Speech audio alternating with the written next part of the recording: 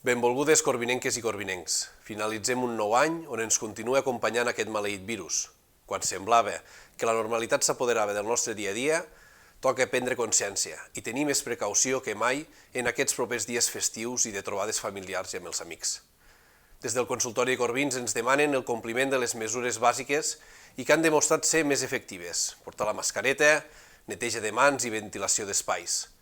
Per això aprofito l'oportunitat per agrair-los-hi tot l'esforç que han fet durant tot aquest període d'atenció, seguiment i vacunació.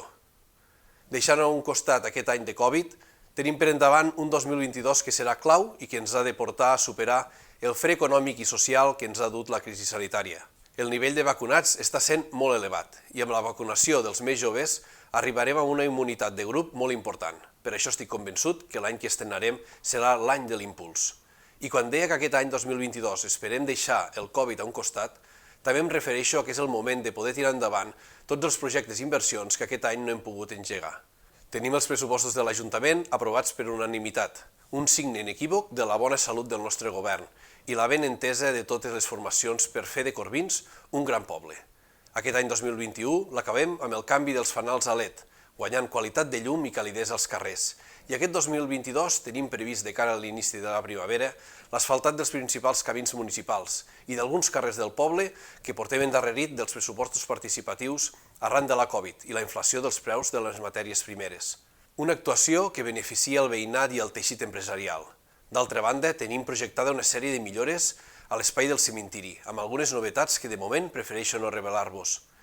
I tenim l'esperança de rebre notícies positives dels famosos fons Next Generation de la Unió Europea per tirar endavant projectes de sostenibilitat i energies renovables pels espais municipals i el nostre poble. Uns fons que deixen enrere l'austeritat que pregonava Europa i que es prenen molt seriosament les inversions, els reptes mediambientals i de digitalització i socials que afronta el territori. Tot plegat, sense oblidar en cap moment fer les nostres passes obligatòries de retorn del deute existent, que de nou la Covid ha frenat el bon ritme que portàvem. Esperem que aquest any 2022 el dia a dia de tots nosaltres sigui més fàcil i rutinari, més quotidià i no demanar-vos tants esforços i paciència. Desitgem poder celebrar la majoria d'activitats com sempre havíem fet i que les millors iniciatives que han vingut arran de la pandèmia continuïn entre nosaltres. Espero que gaudiu d'aquestes festes amb la vostra gent, la vostra família i els vostres amics, amb precaució i amb la màxima felicitat possible. I sempre tinguem un record per a aquells familiars i amics que aquests dies no podran acompanyar-nos a casa. Des de l'Ajuntament de Corbins us desitgem molta salut, que pugueu tirar endavant molts reptes per a aquest nou any i compartir molts moments d'alegria tota la comunitat de Corbins. Bon Nadal i bona entrada d'any.